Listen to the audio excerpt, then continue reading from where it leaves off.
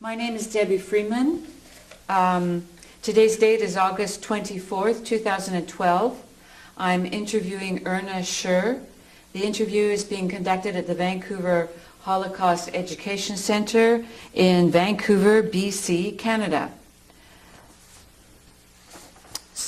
What is your name? My name is Erna Scher, from home Kirschenbaum. Kirschenbaum, what country? Poland. And how do you spell Kirschenbaum? Kirszbam.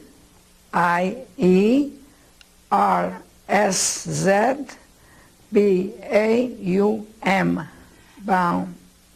And when were you born, Erna? I was born in Mszasnysz. And where's that? 1923, the 15th of February 1923. I was born in Mszasnysz, in a small town 100 kilometers from Warsaw. And how do you spell that? P-R-Z-A-S-N-Y-S-Z,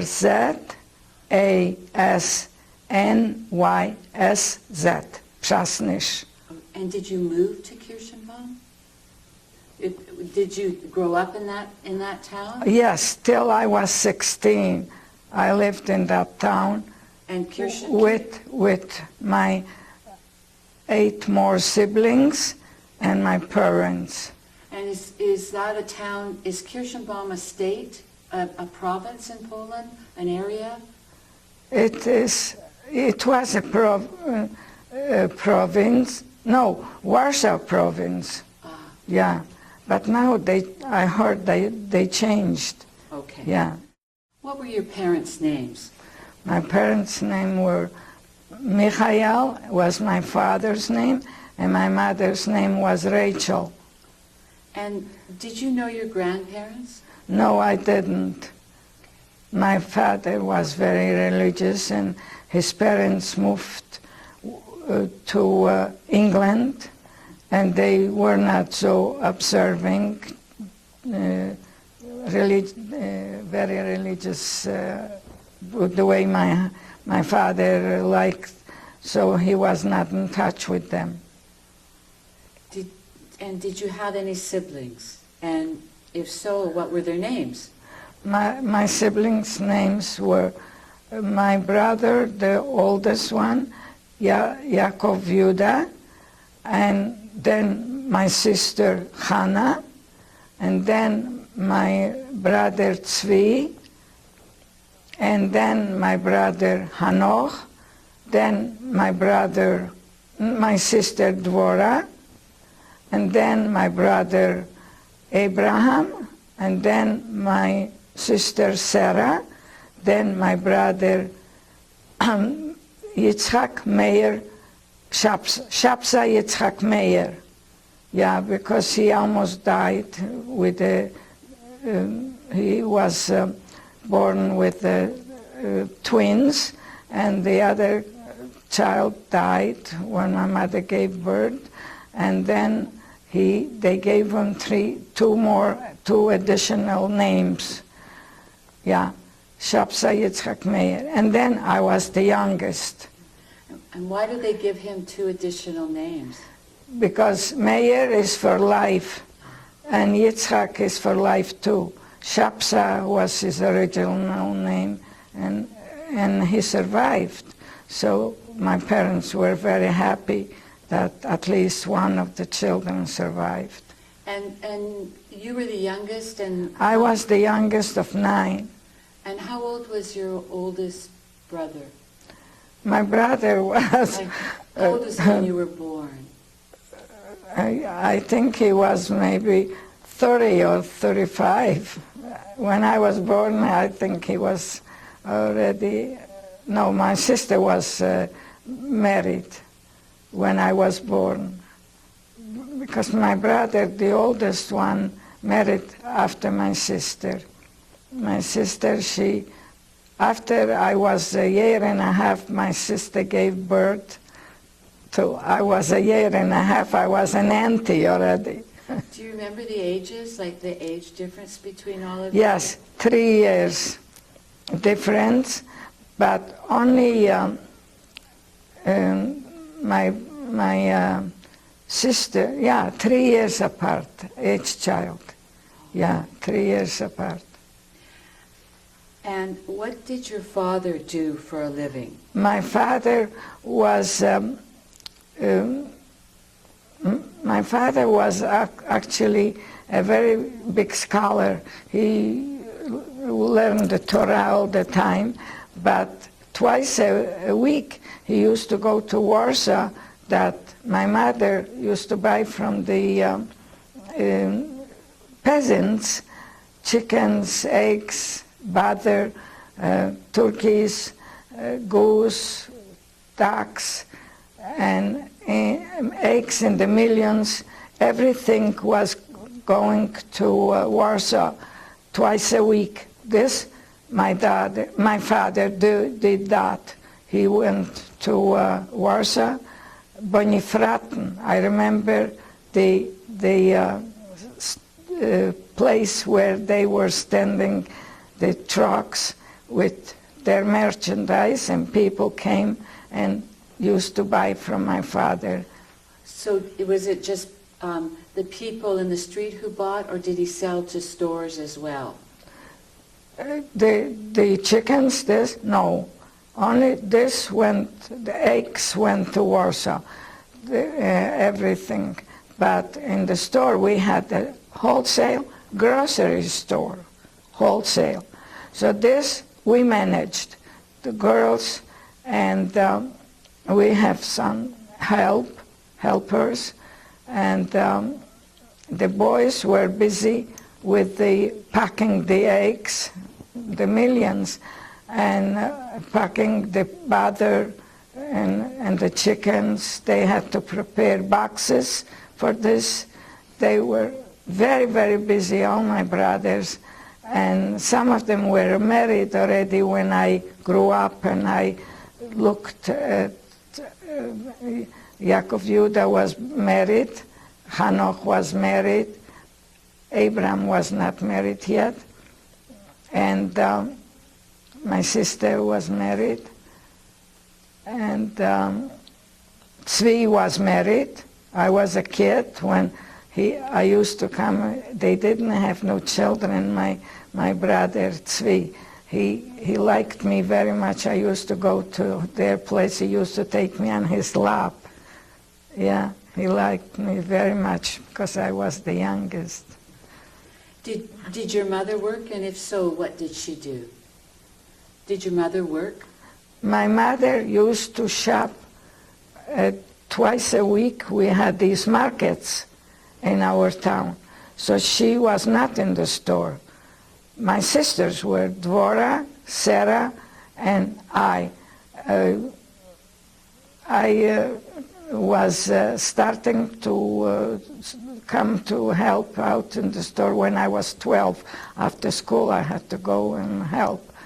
But my mother, she was only twice a week, Friday and Tuesday. She was going to the market, and the peasants used to bring all their merchandise. My mother used to buy that. She was going with a sack of money every day. Lately I did that because my mother became sick with asthma. She couldn't continue very much. So she was busy with that, but she didn't come to the store much. I'm just curious, when you say a wholesale grocery store. Yeah. A lot of small stores did buy from us. Yeah. And we used to deliver to the stores, and some of them Gentiles, we taught how to be business, how to, yeah. And that's, I will come to that, my brother Hanoch is, yeah. What sort of religious upbringing did you have? My father was a Gur Hasid, very, very religious. And my mother was busy with children, 9 children, and she was a big business lady. In the First World War, she made a fortune. She was, my mother used to sell to a battalion soldiers in Poland. She made so much money. She was a big business lady, my mother. Her head was unbelievable. So when we lived in a very uncomfortable place. We only had 3 rooms, and I was so uncomfortable my mother, she made so much money. I used to ask her, why didn't you do something, at least build some?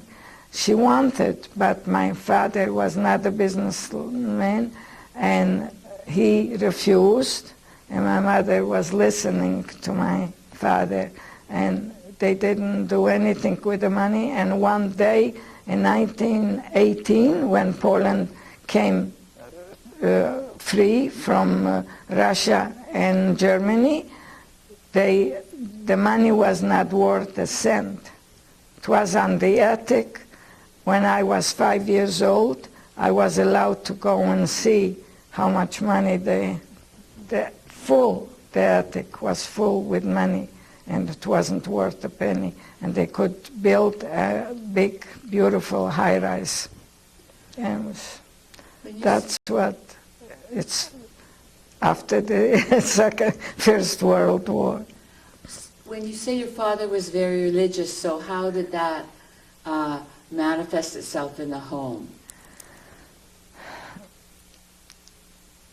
All my brothers were already married when I came to realize what kind of environment I live. So my brother is 19 years old, older than I, 3 years. I was 16. He was not that much at home. He had friends. He used to go out with friends, but only on Saturday he stayed home. Only him, Sarah was, and my brother Shapsa Yitzhak Meir, and myself. We were only 3 left. The rest were married already. And your father worked. Did he study as well? Oh yes, my father finished 7 times Shas. 1 time Shas, you have to learn 7.5 years. My father finished that 7 times. My father was a scholar, big scholar. Yeah, that was his. Twice a year he used to go to Gur to visit the Rabbi Gur from Gur. And my mother had 2 little rabbis, orphans in Warsaw. She was keeping them alive, and my father left a lot of money to the Gur Rabbi. Yeah, oh yeah. What are some of your strongest memories about Jewish life in your village before the Holocaust? We had a very religious home, and we had a very comfortable, life, because first of all, we had 4 people eating in our place every week. 2 yeshiva boys, Monday 1 and Wednesday 1, and then we had Friday a guest, and then Saturday a guest. And when we have leftover food, I used to go with we had a maid. She was my nanny also, with the maid to the shul and donate the rest leftover food. Yeah. Did you go to a Jewish school? the school was Jewish, of course it was Jewish this, but it was not a religious school. It was like a regular school, but Jewish teachers, yeah. But I couldn't go to, I finished when I was 14. I would like to go to finish high school. I was not allowed because we had to go on Shabbat, and my father wouldn't allow that I go to school on Shabbat. It was out of the question. So I was very upset about it. But they needed me in the business because my sister Sarah, she went to Mlava. There was a Jewish high school and a Jewish university. She was there for maybe 4 or 5 years. She finished a BA. First she finished high school, Jewish high school, and then she finished BA, and she came back. So she was already, Dvora got married after she came back, and she was in the store with me and helpers too. And then we needed, and we had, my father and mother, with all this business, they had a auditor, but the auditor was old. He didn't know what he was doing. So my sister Sarah, after she finished university, she went to Warsaw, and in 3 months she finished auditor.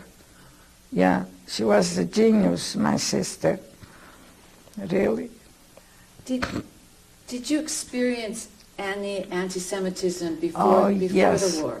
Yes. Yeah. In 1933, when Hitler came to power, they started already to don't buy Jews and this, but we were not affected. Why? Because first of all, they couldn't get any merchandise if not from us. It's wholesale. And then we were not affected. The police used to buy from us. The fire department used to buy from us. The tax department used to buy from us. Everybody used to buy. They bought. We couldn't refuse. It was a wholesale, but we couldn't refuse. When a store is open, you have to serve everybody. And these people that bought from us, the tax department and the fire department, the police department, they bought monthly. They paid the end of the month. When they received their wages, they came and paid us. And then they started again, the same rotation. Did that change after 1933? Yeah. We didn't feel that much, but small stores did feel, yeah, very much so. So what, if anything, did you know about what was happening outside your community? Of course we knew that Hitler was against Jews, and we were so close to the German border, 9 kilometers, that Jewish people, the 10th generation German, because they were Polish 10 generations before, they used to send them out, and we received a lot of Jewish people in our town, excuse me. And so you helped look after them? Of course we helped these people. They were trying to escape? Yeah, no, Hitler threw them out. Yeah. Hitler threw these people out because they were not pure German Jewish. So once the war started, how did your life change? You mean when the war started? Did your life change? Let me ask another question. Did your life start to change before the war started? Of course it did, because first of all, our town had a lot of poor people. And then, don't buy from Jews and this, people didn't have the money to keep the poor people alive. You know, my parents used to help maybe 25 poor families, but there were maybe hundreds of families very poor. And they felt, because they were tailors and this shoemakers. So we felt that very, very much after the when Hitler came to power. What made your parents decide to leave? No, we didn't decide. The 1st of September 1939, the Nazis came. Yeah, the Nazis were the 1st of September. They were in our town already in 1939, 1st of September. So my mother, we tried to walk away from our town. So the Germans were there already, and they said, "Halt, halt, where are you going? We're here already." So, and then my mother, a boy that was deaf and dumb, used to work for us, and my mother was there, close to that boy, a beautiful boy, and the Germans told him, "Halt, halt, wait," and he didn't hear. They killed him right the same day when they came in. And so we were very upset about that, because we knew the boy. He worked for us whatever he could do. He used to tell me how he got deaf, that when he was a baby he fell down. I don't know if it was that, but I remember the boy used to say that, because he was very smart, the boy. And then, once the Germans were there, they used to catch children, like myself, I was 16 and older, to clean the streets. So my mother was afraid that I will be, if I go out, I'll be caught with the Germans and tell me to do dirty work.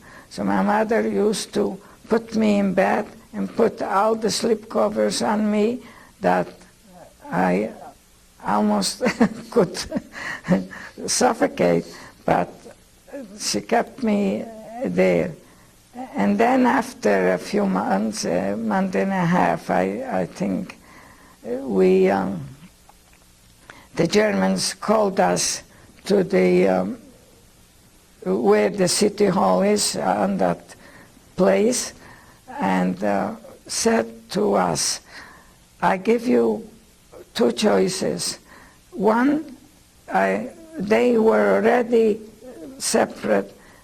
They divided. Germany took half of Poland, and Russia took half of Poland. So I give you trucks, the trucks. My brother had 3 trucks they gave us, but that's okay. I'll give you trucks that you go to the Russian border, or you stay here." And my mother said, we will go. She was very, very clever, my mother. So because we had this wholesale. Had a lot of, thank God they didn't lose everything, the Polish people. So we took 100 kilo rice, 100 kilo barley, 100 kilo beans, 50 kilo sugar, 50 kilo salt. We took that, everything with us. So we took our clothing and some beddings and the food. So the Germans, after we experienced that we cannot go out, we are limited with everything, and our business was the Polish people burned it down. The same day, the 31st of August, they burned down our business, a whole block. They burned, the Polish, they got drunk, because there was in that same building was not a tavern, but they sold whiskeys and this, so they broke in and got drunk and burned down the whole square. It was a big square, beautiful, beautiful stores. Our stores were with mirrors, you know, and the pharmacy was there. It's beautiful. And then was a textile store, gorgeous, very rich people too.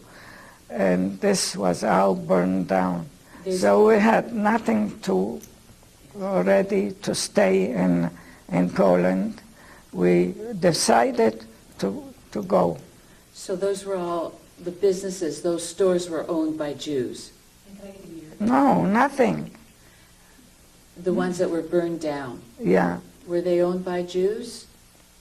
Jewish people? All Jewish people, and that only the pharmacist was not Jewish. And that was in 1939? Yes. And that was the day before the Germans came into Poland? The same night. Yeah. 1st of September we woke up, there was the whole block burned down. Yeah. Yeah. So my mother decided we're gonna go. And why was it did they let you take all that food on the trucks? The Germans? We took that because my mother was very clever, and that's how we survived. Did they let you take it?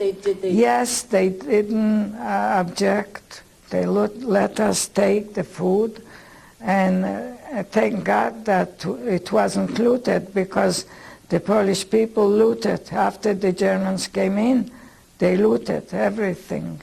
Yeah, the chickens, the turkeys, they looted everything, even the eggs and butter. We had big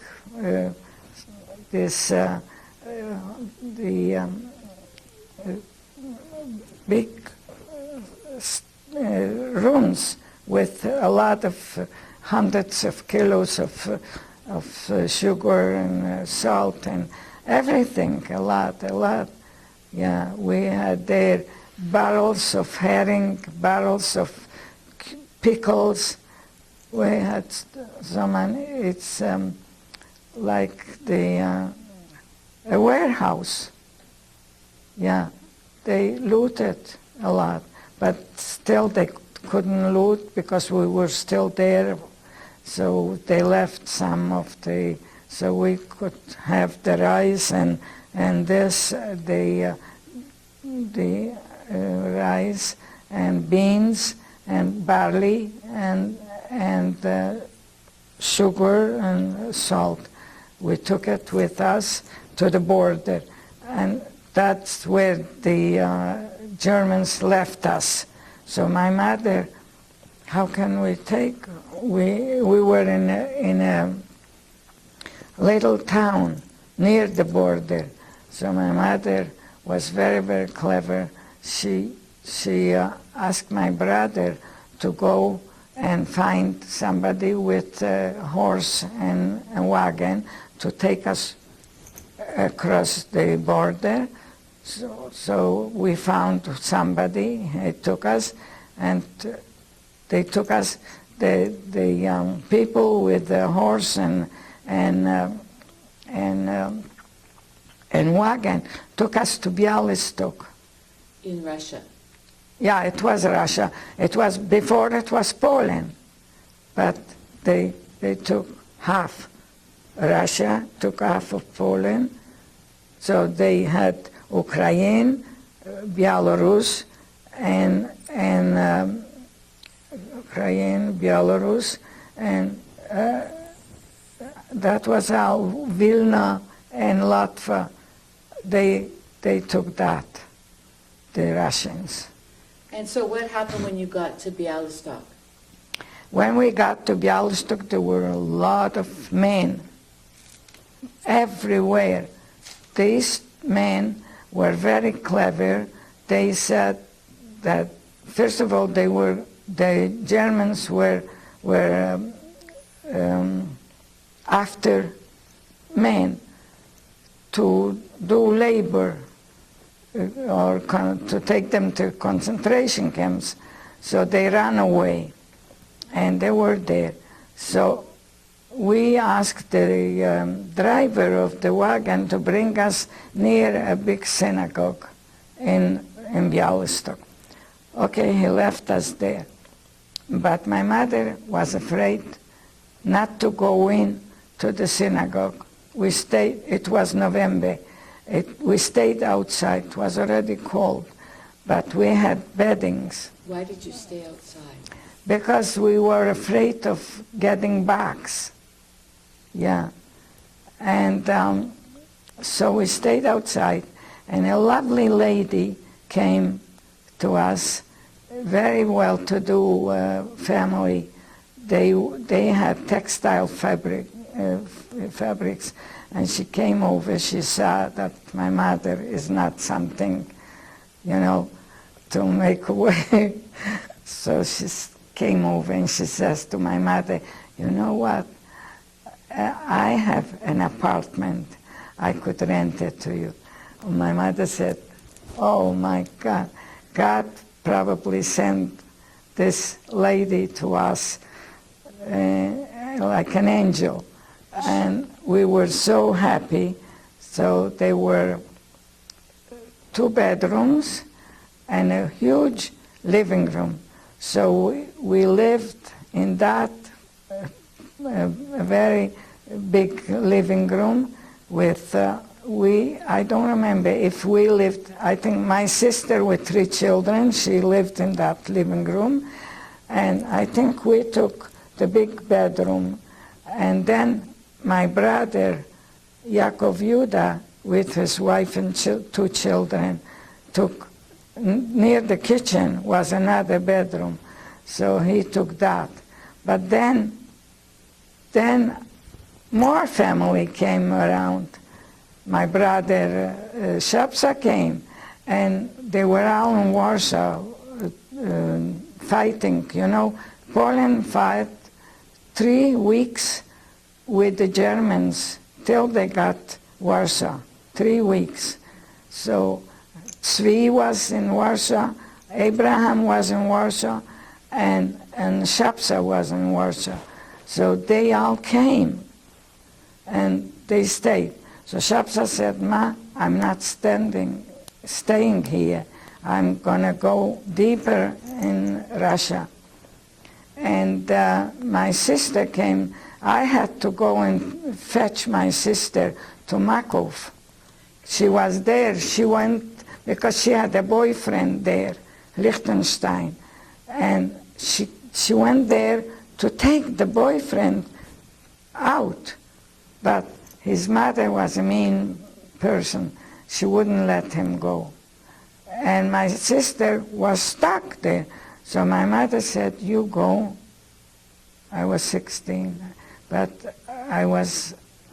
God watched over me that the Germans and the Russians don't catch me. It cost a lot of money to go the border. And I got my sister Sarah. I did bring her too. Can I ask you I want a couple of clarification questions. The woman who gave you the apartment or offered you the apartment, was she a Jewish lady? Yes, she was absolutely a Jewish woman and a very, very conscious of being Jewish, and she saw the suffering, how many people came to Bialystok to save their lives, you understand? So she was very much Jewish. And Mako was in Poland? Yeah, 25 kilometers from, look, it was Warsaw, Pultusk, Makov, and Prasnysh. And you mentioned Liechtenstein. What is that? Was that the boy's name? Liechtenstein? Liechtenstein, yes. The boy's name? Yeah. I forgot the first name. I will remind myself, but his mother wouldn't let him go, and they all perished. Yeah. So you went to get your sister, and you were able to get her. Yeah, thank God. Yes. And then what happened? What happened when my sister came? She also didn't want to stay with us because it was too crowded. And she was a very educated person. So she said, I'll go deeper in Russia. So, but my father said, okay, you want to go deeper to Russia, but you have to get married. So there were two brothers, tailors. Before the war, my father would not let her marry a tailor, but it was a war, huh? And she got married. Vyatrak, his name, I remember his name, could you imagine? So many years. I was 16 and then she went with him to Puchovichi. Yeah. And so you were there for how long? In Bialystok? Yes. Maybe 9 months, something like that. I cannot be exactly because it's so many years ago. And what were you doing there? Oh, I was selling my own things. Yeah, I sold them once. My niece and myself. We were together. My niece, a year and a half younger than I. We were always like friends. So I sold to a Russian woman my nightgown. The next day, the Russian woman came in like a dress. And my niece and I, we were so laughing, but we couldn't laugh in her. We had other things to sell. So we turned around and we were laughing. My nightgown. And did how did your family support itself? Oh, from selling our own things. Not only that, we had to pay debt. It's not debt. They were poor women, orphans. They used to come to our store, to my father and mother, and say, I give you, let's say, this, silver candlesticks to hold it. When I'll get married, I'll take it. But meanwhile, we gave them some money for it. And then, being in Bialystok, the woman came over and they said, please, I really am in need. My father took out money and gave him. In Bialystok, we didn't have that much, but we had some money. So we gave this lady, she was an orphan and poor woman, my father gave. And then the Russians wanted us to take out these Russian documents, Russian passports. So So we were sent away. Why In the middle of the night. Why were you sent away? Because we refused to take Russian passports, Russian identification. We said, we are Polish, we'll go, after the war will be finished, we'll go back. So they took us in the middle of the night, they took us out and sent us. When was this? It was very cold also, it was maybe already December. They took us out and they took us with trains and then to Arkhangelsk with boats to Pechora. How do you spell Pechora? Pieciora,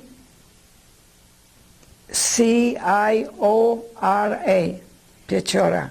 And so would you say this was at the end of 1940? Yeah, yes.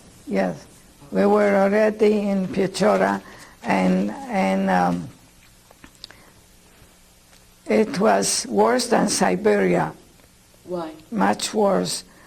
Because, first of all, snow till here, white bears, and we were prisoners of war and sent to work there. So we used to go walk 15 kilometers there and back to work. The men were cutting trees and they cut off the branches. We were supposed to burn the branches.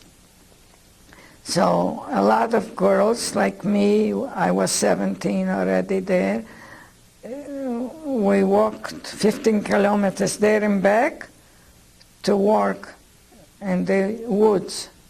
And the men used to make these roads that a tractor could bring some food for us, because there was nothing. It was just these woods and a lot of Russian also prisoners. They were sent after the 1918. The Russians,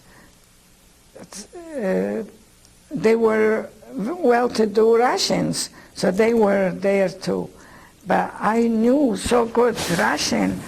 I had a teacher, she taught me Russian.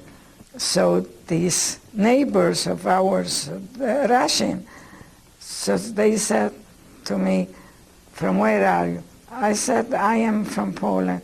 And, "Oh, you came here?" You know, when we came, we didn't have anything. They had to build their own barracks. And for us, they prepared barracks. So we were maybe 10 families in one barrack. And the Russian people said, "Oh, to come here is like this, and to go out is like that. You'll never go out. You'll die there." And I said, "That's not true. We are not Russian, and we will not stay here forever." And it was true. When the Germans attacked in 1941, 22nd of August, June, 22nd June 1941, the Nazis invaded Russia. And then Russia was not prepared because they had a pact for 10 years with Russia and Germany, and they broke the pact and attacked Russia.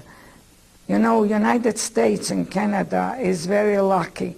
If they would attack, the Germans would attack United States or Canada, none would survive, because the Russians, you give them vodka and a piece of bread, they will fight to death. And they won the war after 4 years. Yeah, you know, till 1945. It's Russia freed Poland. Yeah, my brother was in the army. Zvi was in the army, in the Russian army. So were you in this place Yeah. for 4 years? Yes, and thank God we had some leftover of the beans and rice and this.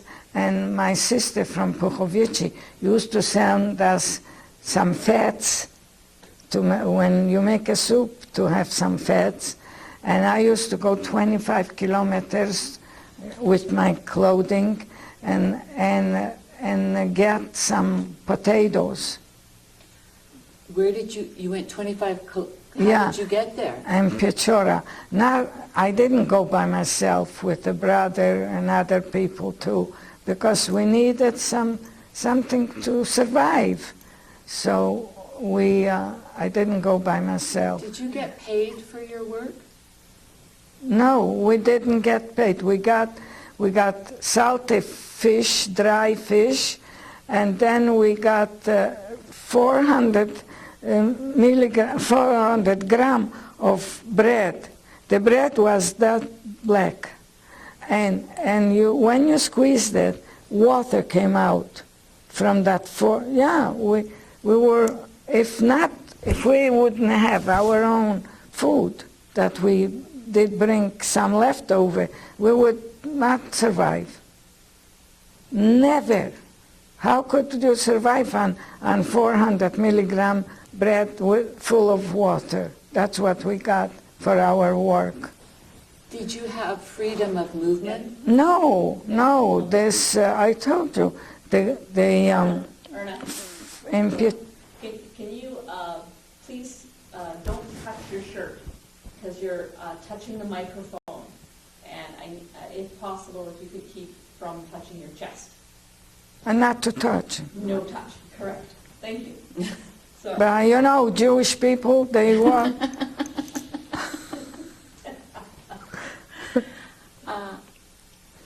Sorry, so I was asking you, it sounds like you had freedom of movement. No freedom of movement. So you went to somewhere to get potatoes. How? Yeah. You snuck. But this was all in Pichora. We could move. But we couldn't go back to Russia. We could go to my brother. He was in, I think I wrote it, my brother Zvi in Syktyvkar. Yes. Syktyvkar. See, I still remember so many years. Where was Pichora? If it wasn't in Russia, where was it? It was Russia, but Russia took some part of Mongolia. This was, Russia took Mongolia a piece, and China took Mongolia a piece. Yeah, so we were close to Mongolia, to Chinese Mongolia. In the middle of nights were white like this. And we were blind because we didn't have any protein. At night we didn't see, when there was night, we didn't see where we were because we didn't have any protein. Really? Rice and beans and barley is no protein. My sister, she sent from Puchovice, but when the Germans invaded Russia, we didn't get anything anymore from my sister. She perished the same day because Puchovice was like here in Toronto. From Toronto, everywhere you could go, yeah? Was central. Yeah. So Puchovice, all the trains, they bombard the first day. They bombard Puchovice. And was that the German? And that was in Russia. In Russia, yeah, sure. And she perished then. They killed her. the Red Cross, I wrote a letter to the Red Cross, and they answered that my sister perished when they invaded Russia, and they bombarded the first Puchovichi, because all the trains used to go all over Russia and even to Europe. Yeah, so my sister with a 6-month-old little boy died. I have her picture with the little boy. So did you spend the whole war in Pechora? No.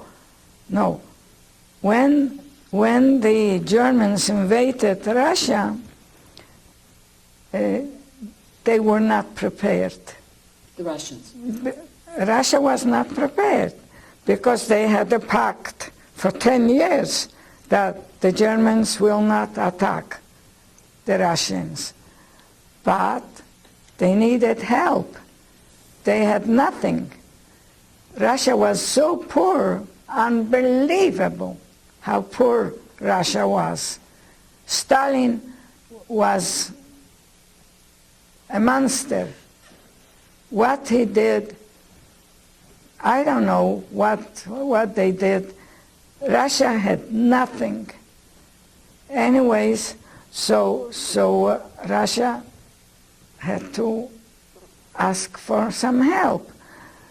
The first thing they asked United States to help them. So Mr. Roosevelt, the president of United States then was Roosevelt, Eleanor Roosevelt. And he said to them, okay, Russia, you want us to help you? You have to free the Polish citizens. What year was this? This was in 1941. Right after the invasion, the Germans invaded Russia. They were already in Leningrad. Yeah, they were in Leningrad. Puchovichi, they were everywhere already.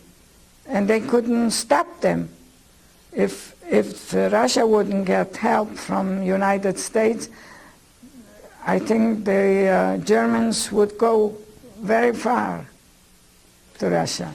So once Roosevelt told the Russians to free the Polish Jews, what happened to your family? Yeah, but before that, I want to mention that my sister, she was very, very, educated, and she had a very good position. So she wrote to Stalin a letter to free my father and mother and myself. Why do they keep us in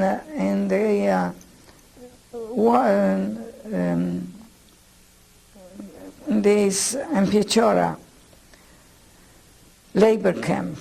Anyways, Stalin allowed my sister to send a letter to Pechora that the manager of the prisoners to let us free, my father, my mother, myself.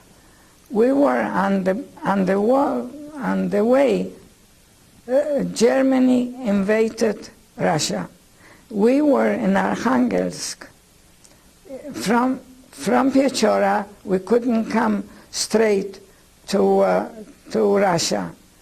We had to go with a boat, and we came from Pechora to Arkhangelsk, and in Arkhangelsk we stopped, and we found out they wouldn't let us go any farther because the war broke out already when we were on the way. And that's how, if we would be with my sister, we would perish too. And that's how I survived. My father and mother, they died. My father died of malnutrition. My mother died because she had asthma. But I'm still alive. Can you spell our... Arkhangelsk, Yeah.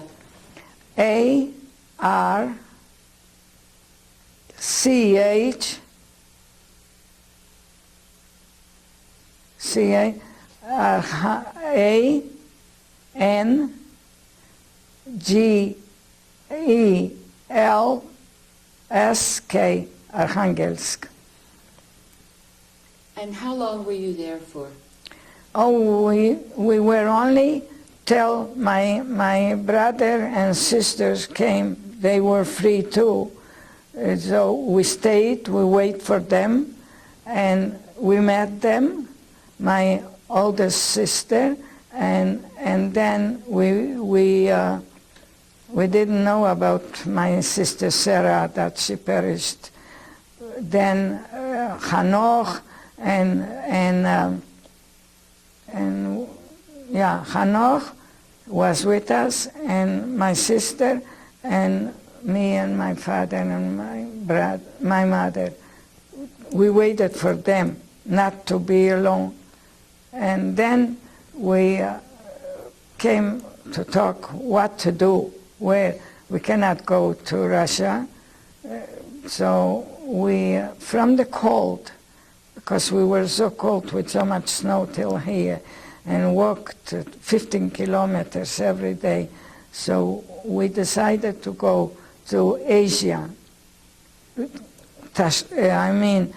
Uzbekistan, Tajikistan, and another country, they belonged to Russia. So we were there. We went there. My sister, my brother Hanoch, and my father and mother and myself. That was your sister Dora? No, Dora, she was near Arkhangelsk somewhere. We didn't know where. We didn't know where Abraham was, and we didn't know where Tzvi was. We didn't know where Dvora was. But after we found out where Dvora was. And we didn't know where Shapsa was. We didn't know. So how did you get to Tashkent? Oh, we were supplied with trains from Arkhangelsk, with a boat to trains somewhere. I think it was Buziluk somewhere.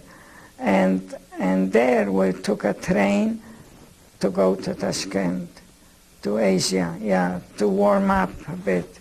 But there it was so many Jewish people and Polish people, everybody who was free came to warm up. But there were so many dead people, unbelievable, from malaria. Now in United States have that. It's they call it the different malaria. And I was sick with malaria too. Where did you go in Tashkent? Oh, we first went to Tashkent, but because we were prisoners of war, we were not allowed to stay in Tashkent. So we were sent to Piskent, a little village near Piskent. Yeah.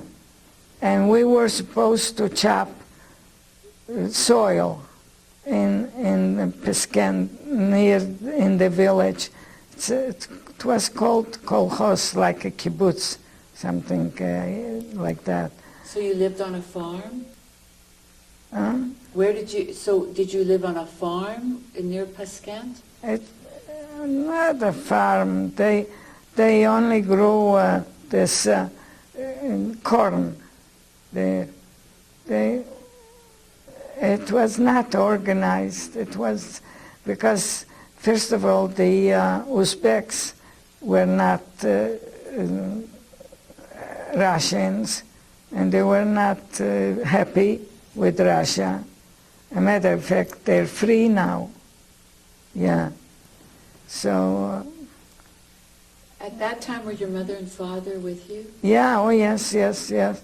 I was the only one with them because my sister was allowed to stay. My brother was Hanoch and Sarenka, and my sister was allowed to live in Tashkent because she had a company. She opened. She was having she bought a machine to make stockings. Yeah, so she was allowed as a businesswoman, business people, to stay in Tashkent. How did you catch malaria? This is from a mosquito. What is it called here? Mosquito. Now maybe 50 people died from malaria in the United States. A lot of people died from that. I almost died. If not my mother, I wouldn't be alive. How do you mean? What did your mother do? My mother used to go, she went to a hospital, bribed the doctors, and she said to them, look, my daughter will die. She cannot take the medications. So they took me in, and they gave me intravenous, the medication, and I survived. What did your mother bribe them with? I have no idea. You don't ask questions. You don't ask. So how long did you stay in Tashkent? Oh, we stayed till we made good business with the Uzbeks, and they liked us very much. They didn't bother us. But then a Uzbek, a policeman, fell in love with me, and we couldn't get rid of him. So he started to, because I didn't want to marry him, he started to nag us, and he arrested us, my brother and myself. So we had no other choice to leave that place. We were very happy at that place. We actually made a good living. We already had good food and everything. It was fine. What did you make a living doing? You made good business, you said. Yeah, because my brother and I used to go to Tashkent and bring clothing, boots, for rain, a lot of rain there, and they were so happy that we could supply them with things that they needed. We always asked them what to bring, and they were very happy. They liked us so much, unbelievable. Then we got a piece of soil. So my brother and I planted corn, you know. Oh my God. And my brother used to sleep there. But the jackals came and ate up the corn. So we were left with nothing. Anyways, what my brother did, he... Which brother? Hanoch was always with us. And he decided to go to... we found out that we have a brother, Abraham, was in Katakurgan. How do you spell that? K-A-T-T-K-U-R-G-A-N, Katakurgan. Was that nearby? Was that very close? No, it was not. We had to go first we had to go through a little river, and don't ask, and then with a train. Was that in Uzbekistan? Yeah, all in Uzbekistan. And what year was this? In Katakurgan too. This was in 1943, the end of 1943. Yeah. And I said about my sister, she gave birth there. No. Oh, in 1942, my sister, she became heavy. So she went to a Russian doctor, and they said she has a tumor. They gave her some pills, and she almost killed that little boy. And in 1942, my father died from malnutrition, because till we got used to the places that we were there, how to survive. Anyways, my father was already gone, and she gave birth. My sister was pregnant, not a tumor, and she in Tashkent she gave birth. So I came there to be with her, and the little boy was born 1942, and she gave the name of the little boy, Michael. He's still alive. Thank God, he's still alive. I call him every Friday. Yeah, he's not well, because all my sister's children passed away. Yeah, so I'm in contact with him. So, and then when we went back to her place on a train, she also was somewhere, not in real Tashkent. And Uzbek gave him something happened. I don't know. It was dark because of the war. The trains were dark. And then they saw that the little boy doesn't move and doesn't breathe. So they started to crying.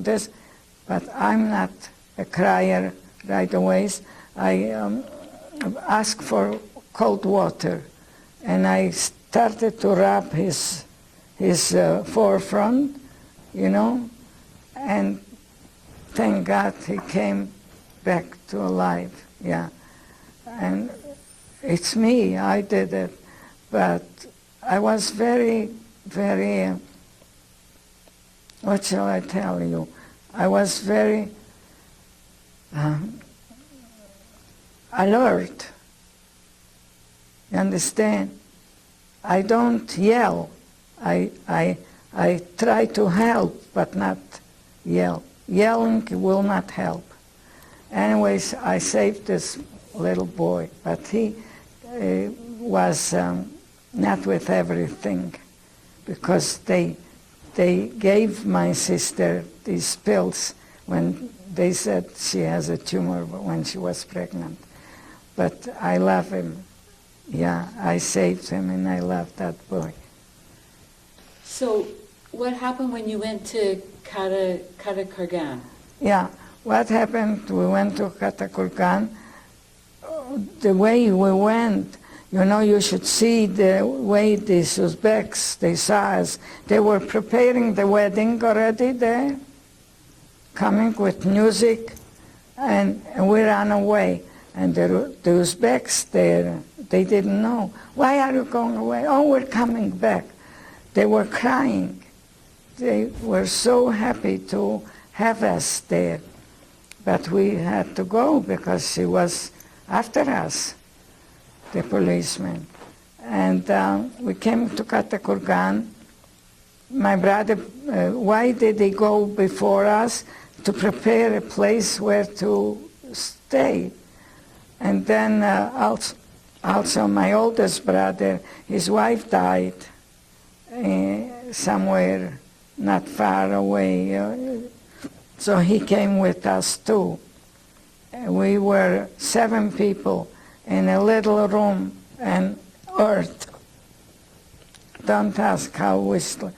That's why I have arthritis. who was there? Only my mother had a bed. Who was there? Can you give me the names of all the people who were there? Yeah. Yaakov Yehudah with 2 children, Chanah and Abraham, and then this Hanoch with his daughter Sarah is 5, yeah. My mother and I, 7. Only my mother had a bed. We were on the floor. But then in Katakurgan, I had lots of friends, and I started to work at. Did I tell you? I started to work at a beauty parlor. Yeah, and for men, beauty parlor, you know, yeah, and for women, a beauty parlor, and then also a photographer and a helper photographer. I used to work for them as I was a cashier. Yeah. So, were there many Jews in? Yes, lots of Jews. Lots of Jews in. And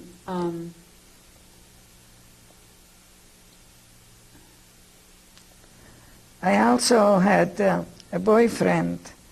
Yeah, when I was 16, in Bialystok,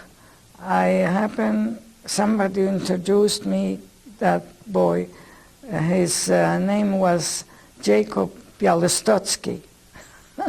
Yeah, and then I was looking for him. I had so many chances to get married. I didn't want to get married with nobody.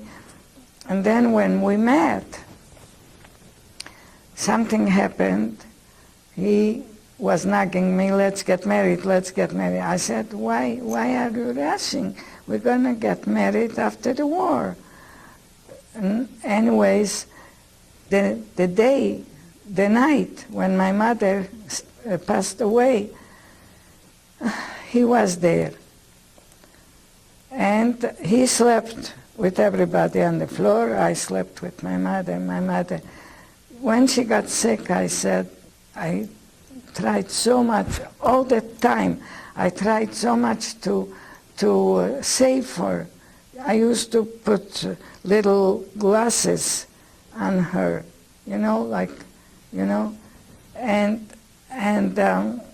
but she said, Daniellla, don't do nothing, because I'm going. She knew when she'll die. And this was for me. I wanted so much to bring my mother back. I said, it's like I would die. So I felt. So my boyfriend, he was there, and we was over the funeral and everything. And I told him, listen, Jacob, you have to come now more to see me, because I lost my mother, and this is very, very tragic for me. I can't take it. He promised.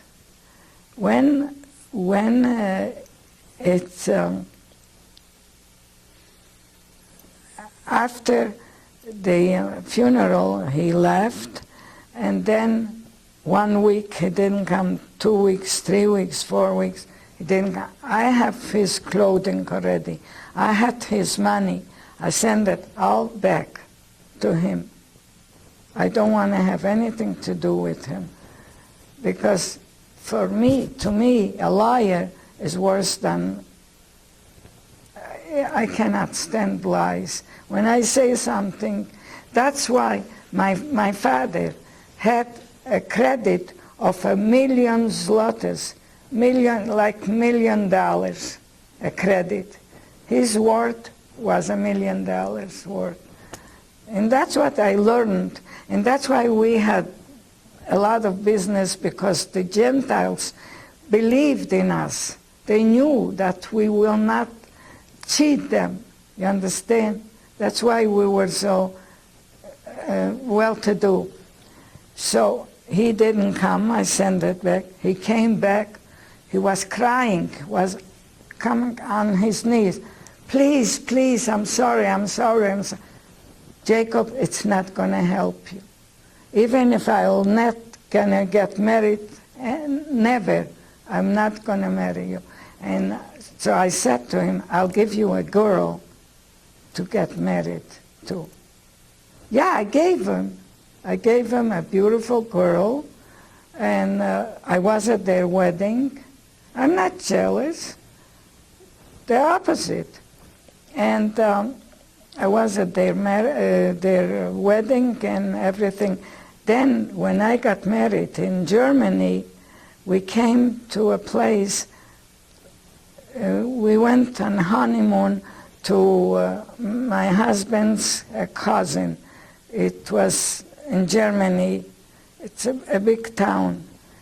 And I saw my boyfriend with his wife and baby, and a baby in a carriage. And I was pregnant.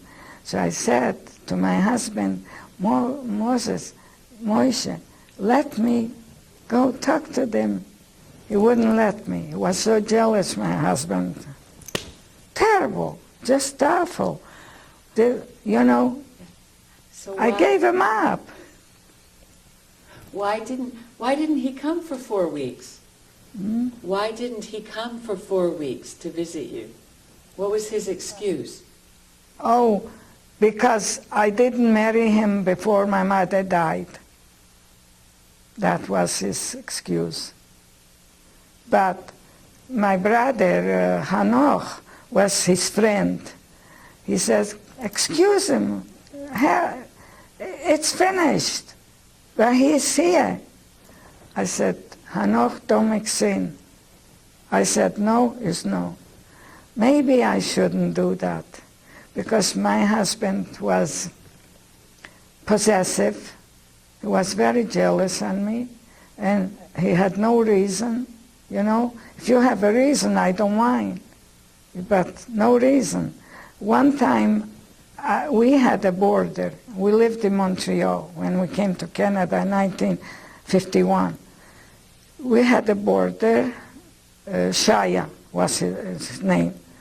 And then a friend of his came every day almost to visit him. One time my husband went out, and this Shaya's friend came up to me.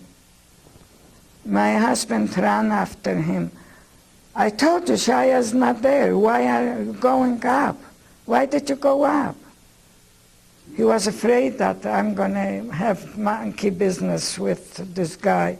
I would never even dream of doing something like that. Anyways. What year did your mother die? When did your mother die? 1944, in November 1944. And how long did you stay in? We stayed till 1945, the end of 1945. But I went back to Tashkent to say goodbye to my sister, and then the soldiers came from the front fighting. A back went on me, and my brother paid 35,000 ruble to get out of there, because he didn't believe the Russians will let us out, And on the way, I got sick with typhus from this bug, And they couldn't leave me. They couldn't stay with me. This was after the war was over? After the war, yeah, in 1945, the end. And they couldn't stay with me because the document was not legal. It was illegal. So my brother gave a woman a lot of the leftover rubles, and please take care of my sister. We are going to Lvov. And in Lvov, in case she will not meet us, we'll leave notes where we're going farther. Lvov in Poland. Yeah, in Lvov, Poland. And then I got much better. Maybe I stayed a month or more. She really took good care of me, this lady. And I came to Lvov. My brothers were not there anymore with their families. They were in Krakow. So I went from Lvov to Krakow. Where did they leave the note for you? In Lvov, there were Jewish communities, not many. They didn't stay, but from Russia, they couldn't otherwise go. The closest way to Poland was through Baku. You know, they went from Baku with a boat to Lvov, and in Lvov you could go with a train or whatever. Yeah. So I went to Krakow. And your family met in Krakow. Yes, they were in Krakow, but when I came, did I tell you about my brother's little boy died? No. Anyways, my Abraham's wife died when she gave birth to a little boy. This little boy was left over till he was maybe 5. Yeah, 5 years old. And my sister-in-law's mother took care of that little boy, but she couldn't do it anymore. You know, when you lose a child, you lose your life. Anyways, she gave it to Abraham. Abraham remarried, and they on the way he got sick with measles, and then when a child has measles, you have to stay, not to move with the child. They moved to Krakow, and in Krakow, my Hanoch's daughter, she was very, very clever. We were like two friends. I like her my mother too, God bless, so liked Sarah. So we were on a subway, and in the subway was a gypsy, a Roma, and I said, Sarenka, you know what?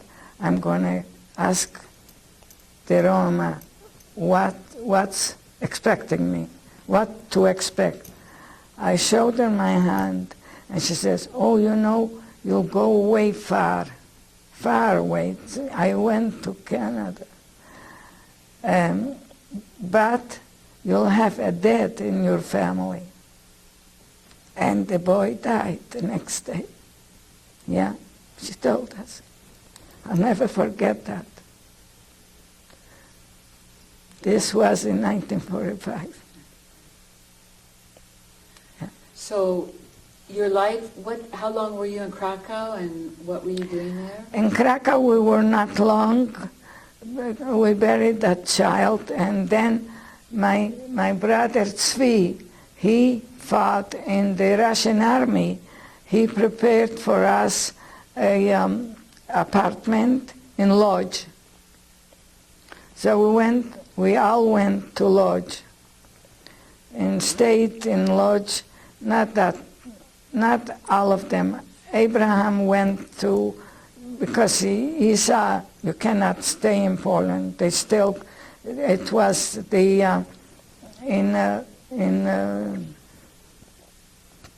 Kielce. Maybe you heard that there was a pogrom. The Polish people in 1946 still killed Jews. 1946. So they killed 40 Jews. So Abraham heard about that. They went to Germany. We have nothing to do anymore in Nothing for us awaits us. And Jacob Yehudah, too, with his children, 2 children, went to Germany to DP camps. Yeah. But my sister and Tzvi, I don't remember how he went to Israel. Yeah. And Hanoch too went to Israel. And my sister also went to Israel, but not so fast. They didn't go. They in lodge. They were safe. The Polish people didn't hurt Jews, but they made business. So my niece, that was a year and a half younger than I, said, look, if we don't go out of here, they'll never go out. They'll make a few pennies, and God forbid they could get killed from these Polish people. They were still anti-Semites. Anyways, we went away. We ended up in Bad Salzschlirf. How did you end up there? What was it? Look, my mother saved a gentleman during the war. He was malnutrition, he almost died. So this gentleman became a big guy. He was, saving Jewish children from Gentiles. He was working with the Jewish affairs and for people that went to Israel. He came to us in lodge and said, I'll take you all through the border. It cost already 30,000 zlotys to go to Germany. It was very, very, very dangerous to cross, but he had some connections. They refused, and Edna said to me, if we're not going to go, they'll stay. So if we'll go, maybe they'll come after us. Okay, he took us to Potsdam, to Berlin, Potsdam. And in Potsdam, they sent us to Bad Salzschlirf from Potsdam. And that was a DP camp? Yeah. Were you concerned about going into Germany? No, I was not, because we knew that we're not going to stay in Germany. It's only to pass. Yeah. We were allowed to go to Canada already, my husband and I, but then the ambassador in Germany, the Canadian, it was September, October, November. They didn't rush to give us permission to go. What year did you get to the DP camp? 1946. And how long were you there? Till 1947, the end of 1947. And then where did you go? We went to Canada. Yeah. David, can you re-ask that question so that I can answer the whole sentence? About, say, from when to when were you, instead of just okay, so because I have to be able to from how long were you in the camp? From what year to what year? We came to in 1946 to Germany. I got married in 1947 in May. Yeah. And then we saw it doesn't take an end with Canada. So the Queen Elizabeth, Queen Wilhelmina from Holland invited people, Jewish people, to come to Holland. So my husband didn't want me to have give birth in Germany, we went to Holland. In what year? In 1948, in January. And my son was born in 1948, in March 11. And how long were you in Holland for? 3.5 years. We applied to come to Canada, and in 1951 we came to Canada. And so it took you 3 years to get your permission to come into Yeah. No, it wouldn't, but he didn't apply, my husband, because we were very comfortable in Holland. My husband had already a factory of raincoats, but all of a sudden his partner, he left for Canada, but he lied to my husband, the partner. So he said, I will show him that we'll be there too. Yeah. And that's why. No, we wanted to be far away from Germany altogether, yeah. And in 1951, in November the 3rd, my husband came 3 months before me, because, Canada is not so easy. Anyways, but after 3 months, my husband had already a place where to live for us and a job, so I came over. And in 1951, where were the rest of the other members of your family at this point?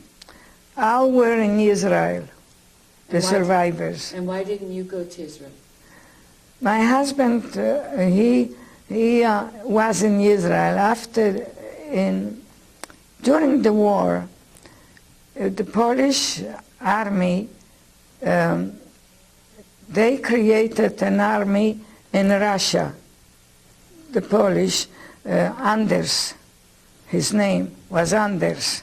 You could find out about Anders' army. And this was in Bezaluk. And my husband enlisted in this army. So they all went through Egypt and all kind of countries. They came to Israel, the Polish army. There he ran away. He knew he had a cousin in Israel, the same name, Moshe Scher, the same name. And he went to that kibbutz, my husband, and he was there for a few months. Then he enlisted in the Jewish brigade. Yeah, and they fought in Italy, the Jewish brigade. And then he didn't return, but he came to this Bad Salzschlirf, Geringskurort, that place. And he said to me, I wanted to go to Israel. I said, look, my whole family is there. I was there. In Israel, people wear shorts. I will not have any work there. Anyway, so I agreed to go to Canada. So. And how long you came to Montreal? You came to Montreal or Toronto? To Montreal, because my husband had a stepbrother in Montreal. And I was, for 2 weeks, they took his stepbrother's wife. She was an angel, really an angel. She didn't let me do this.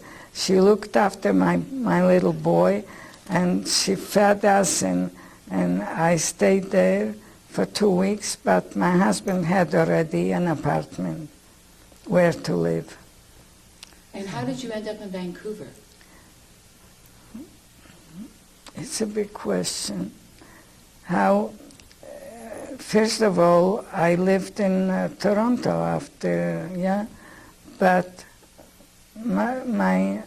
I lost my son. My son died. So my daughter lives here, and she started to nag me, Ma, you have to live closer to me and this and that. So I moved to Vancouver. Have you ever been back to Poland since the war? No, never. We were very well-to-do, and our place where we had all these chickens and Turkish and the warehouse, they put up 3 apartment houses. They wouldn't give me a penny for it. When you look back and you think about you and your family's experience during the war, to what do you attribute your survival and the survival of all of you? I probably have a star in there somewhere, because I had so many sicknesses. Unbelievable how I survived. First of all, I was sick with malaria. Then we were partners with my sister. My sister, Dvora, she went on a car and perished. I was supposed to go there. She perished. She died because the driver of the truck was drunk, and they had an accident, and my sister, she died after that. And I'm still alive. I don't know why. I really don't know. Probably because I'm not a meat eater. I eat a lot of vegetables. Maybe that. In what way have your experiences during the war shaped your religious faith or lack of religious faith? I would say lack of religious. First of all, my father was too religious. And second of all, it's very hard for a human being to understand the 6 million perished in concentration camps, in gas chambers. Where is God? Why wouldn't he save these people? Why? What did the Jewish people do to deserve a punishment like this? So I'm very much, I have a little bit of religious left from my father, because he was such a big scholar, but otherwise it just doesn't make sense of being religious, because of 6 million, and all the time, even now, the Jews are too much in their throat. What do the Jews do? The Jewish people are creative, educated, and philanthropists. Why are we so much punished? I don't know. It's very hard to swallow all that. And I see the Jewish people, according to what I see, are much more generous and much more educated and much more human. That's why I'm not very religious. I belong to a shul, Beit Israel. I'm a good member, and I like to go on Saturdays to pray, but to be very religious, I'd say no. Is there a message that you'd like to leave to future generations who are learning about the Holocaust?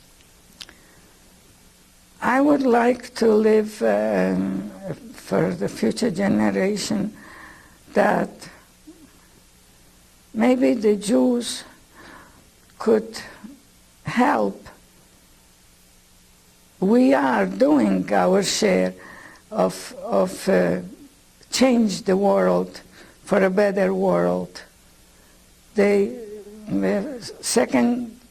next generation to help to create that, to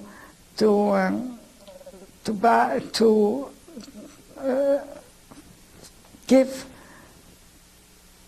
the Jewish people to help making a better world to live for all human beings. That's what I would like to do. Myself, I did a lot in Israel. When I lived for 14 years in Israel, I did so much volunteer work in Israel, and I think Jewish people do so much. They give so much to the world. And why they're hated? I think because they're too smart for this world. These people here. Are there any other comments you'd like to add? Is there anything else you'd like to say about your story or about life or the...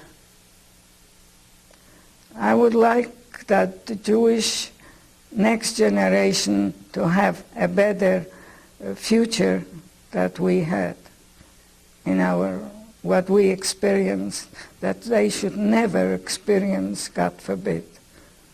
That's what I would like to leave my message.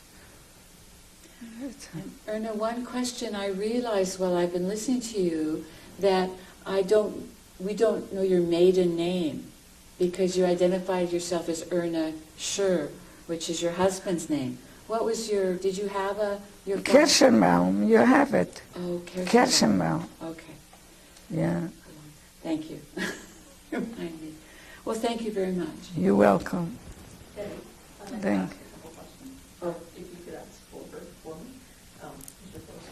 All right, let me write them down just a sec. Okay. I'll ask them one at a time, and then when they're done, I'll ask you the next one, so you don't have to write it down. Just what did she know about Canada before her and her husband came here?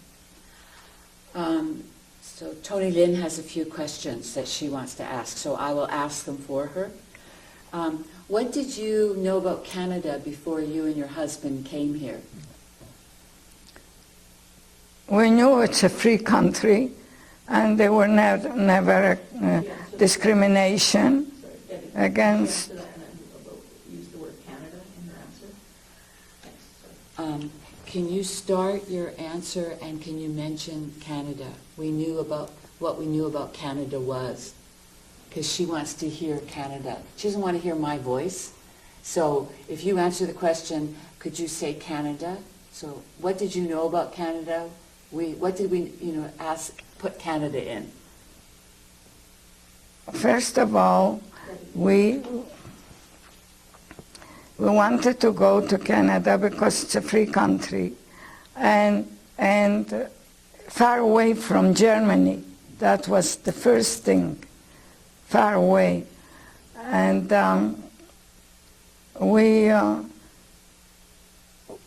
my husband knew that he will achieve something.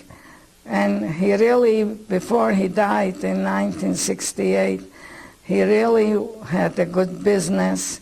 He was a good tailor. He used to make to measure suits. And we really had a good life already, but everything was finished when my husband died in 1968. I was left with 2 children. My son was 19, my daughter was 10, and it was not easy. It was very hard for me. Then I went to Israel. After 20 years in Canada, I went to Israel because I had there three brothers and a sister. My sister was the oldest. She took care of me like I would be her child. And it happened that someone sold an apartment right across her. So I worked at the Mashbir Tzarchan, and she was shopping for me, cooking for me. She did everything for me, my sister, yeah. I was very happy for the 14 years. But then all of them died. They were much older. They didn't die that old. My latest brother, Abraham, was only 73 when he died. But my son, he told me, Ma, all of them died, so please come back. So after 14 years, I came back to Canada because my whole family, they died. And nephews and nieces are not the same as a son and a daughter. My daughter was here. She went to university here. She never wanted to live in Israel.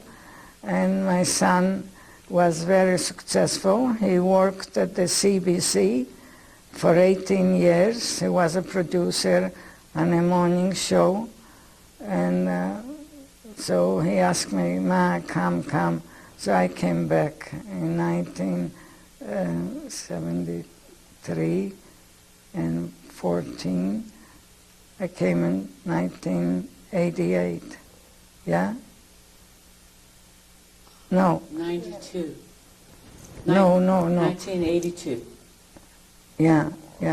Anyways, I'm very happy. I was very happy here because, as I mentioned, I never wanted to, I never could go to high school. When I came back to Canada, I got sick, very sick with sinus, very sick with sinus. So they helped me in Toronto. The Mount Sinai Hospital did everything what they could. And then I said, I have already an apartment. I'll go to finish high school. So whenever I came back, after a year, I started high school. In 2.5 years, I finished high school.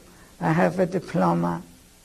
Yeah, I'm very happy because I could get a job. After I finished high school, I had a job too. But then I said, I'm going to retire. And I was so happy. My son and daughter, they didn't know what to do. They came with flowers and this. My mother finished high school. Yeah, I was very happy already. But yeah, my son. I miss my son terrible. My son, 57 years old, he was. In December will be. He was a saint, tzaddik. There were maybe 1,000 people at his funeral in December. Yeah. No sons are born like that. When he was born, he was such a good child. Never did he cry, and he ate very little. And everybody was envying me. A child like this, I'd have 10. So I had him a short time. Yeah. He wrote for me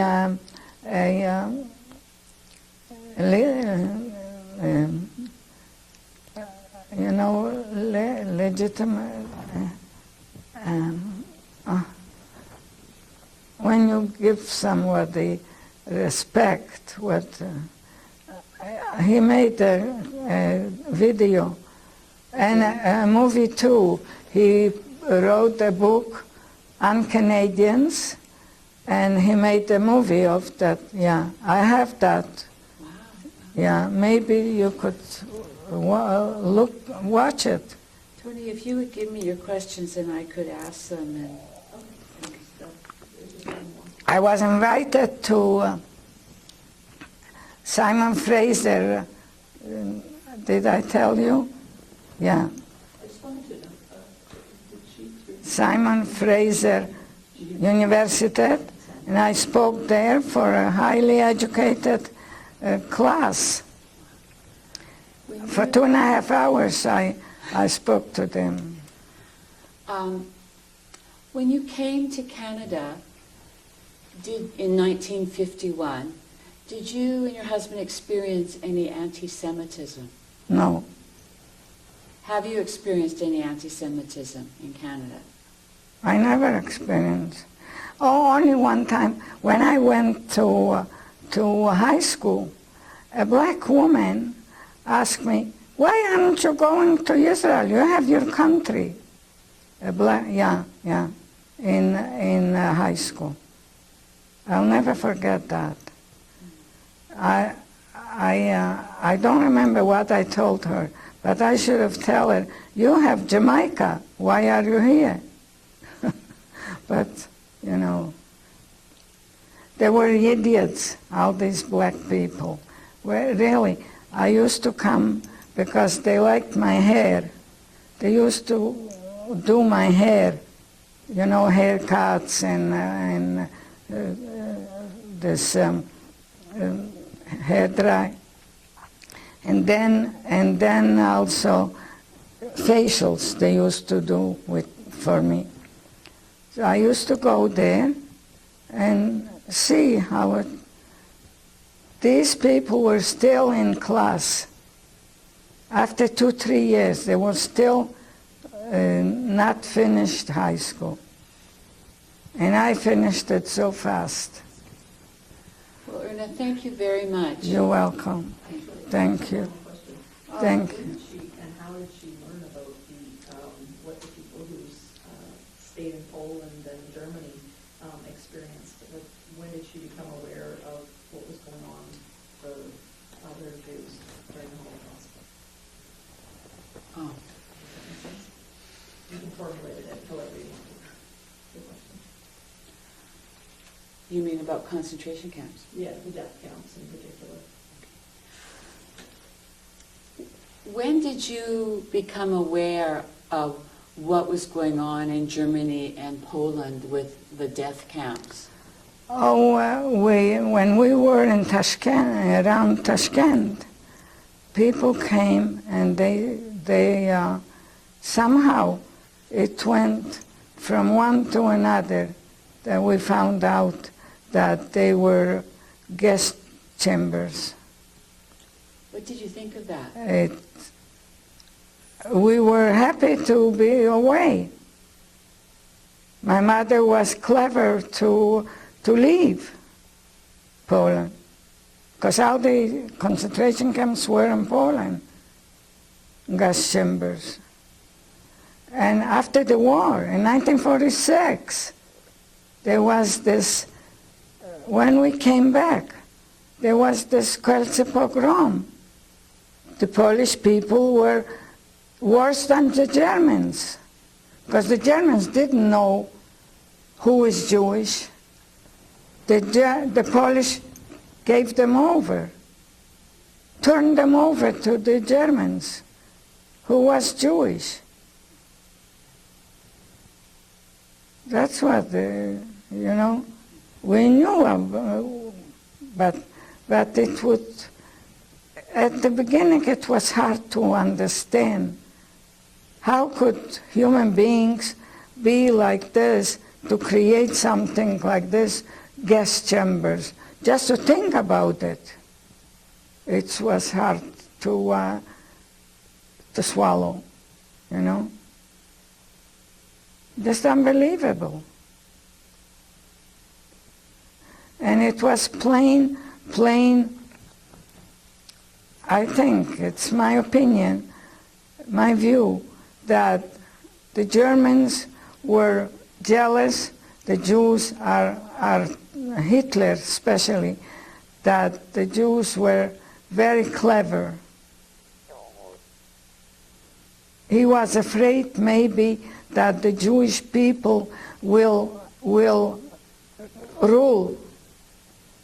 Germany. That my view is like that. I don't know. That's why he. How could he do such a thing?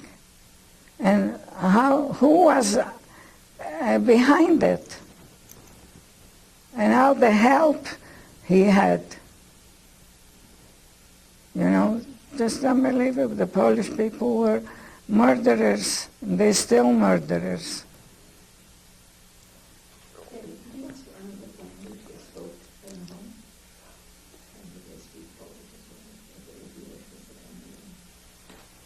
In your home as a child, when you were growing up, what language did you speak? Oh, I spoke Yiddish and Polish. That's all. And you mentioned you learned Russian. Did you learned Russian when you were in Russia? I learned Russian very fast. I had a teacher in Białystok. My mother paid for a teacher in Białystok to teach me Russian. When we came to Pechora, the Russian didn't believe I'm not Russian. Even in Uzbekistan, I learned their language, the Arabic, like the Uzbekistans spoke, just like them. Yeah. I learned very fast languages. I even know French, not perfect, but we lived in 20 years in Montreal. We had to learn French, so I speak a bit French, yeah. So now I speak Russian, Polish, Yiddish, Hebrew, and English, and a little bit French. Well, this has been great. Thank you very much. You're welcome. Thank you. I'm impressed.